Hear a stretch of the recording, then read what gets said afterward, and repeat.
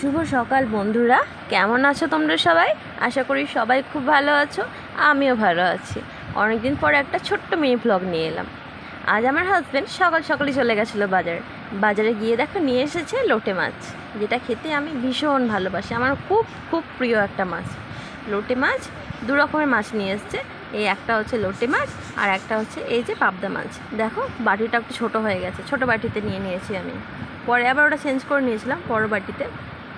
তো পাবদা মাছ খেতেও আমি খুব ভালো। এই যে একটা পাবদা মাছ না গো, এটা পমফ্রেট মাছ, আমি বলতে ভুলে গেছি। আমি না মাছ ভালো করে অনেক সময় চিনতেও পারি, অনেক সময় চিনতেও পারি না, কিছু মনে করো না প্লিজ। এটা পমফ্রেট মাছ গো। এই মাছটা এরপর আমি বেছে নিচ্ছি, ঠিক আছে? একটা একটা করে কেটে নিয়েছি, কারণ মাছগুলো কেটে দেয়নি, খুব একটা সাইজে বড় ছিল না। তো অনেক সময় কী হয়, যেগুলো একটু বড় বড় সাইজের হয় না, সেগুলোও বাজার থেকে কাটিয়ে নিয়ে আসে। হ্যাঁ, আর এটা কেটে দেয়নি, ওর জন্য আমাকে বাড়িতে কাটতে হচ্ছে। আর এই যা চিপসের প্যাকেটটা দেখতে পেলে না সাইডে, ওটা আমার পুচকিটা নিয়ে চলে এসেছে সামনে। আমি মাছটা কাটছি না, ও চিপসের প্যাকেটটা নিয়ে দেখতে এসেছে। বাবা মা মানে মাছ কাটছে আবার ভিডিও করছে, মানে দেখে অবাক হয়ে গেছে আর কি, বুঝলে?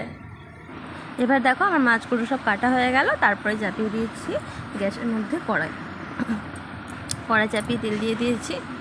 এবার তেলটা গরম হওয়ার জন্য অপেক্ষা করছি। আর আমি ভিতরে গেছিলাম মাছটা নিয়ে আসতে। আমার কিচেনটা প্রচণ্ড ছোটো, তো এত কিছু এখানে ধরে না জানো। তো এই দেখো মাছ আমি আনতে গেছিলাম, ভিতর থেকে নিয়ে এলাম, নিয়ে এসে মাছটা নুন হলুদ মাখিয়ে নিলাম। আর ক্যামেরাটা এমন করে রেখেছি না, ভালো করে দেখা যাচ্ছে না, বুঝলে? ভালো করে দেখতেই পাওয়া যাচ্ছে না যে আমি কী করছি, বুঝতে পারছো দেখে যে মাছে নুন হলুদ মাখাচ্ছি, শুধু হাতটা নাড়াটা দেখা যাচ্ছে। এই দেখো মাছগুলো ভেজে নিলাম লাল লাল করে। ভেজে নেওয়ার পরে সব মাছগুলো এভাবে ভেজে নিয়েছিলাম, ঠিক আছে? ভেজে নেওয়ার পরে কড়াইয়ে দিয়ে দিলাম কালো জিরে দেওয়ার পর দিলাম পেঁয়াজ কুচি।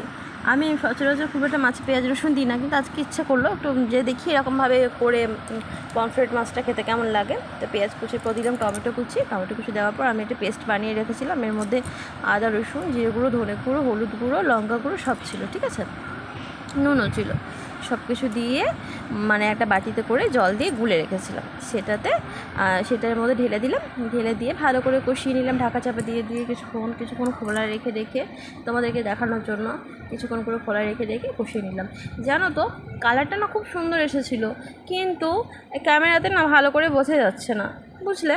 না হলে খুব সুন্দর একটা বেশ লাল ধরনের সুন্দর কালার হয়েছিলো, যেটা খালি চোখে দেখতে বেশি ভালো লাগছিলো।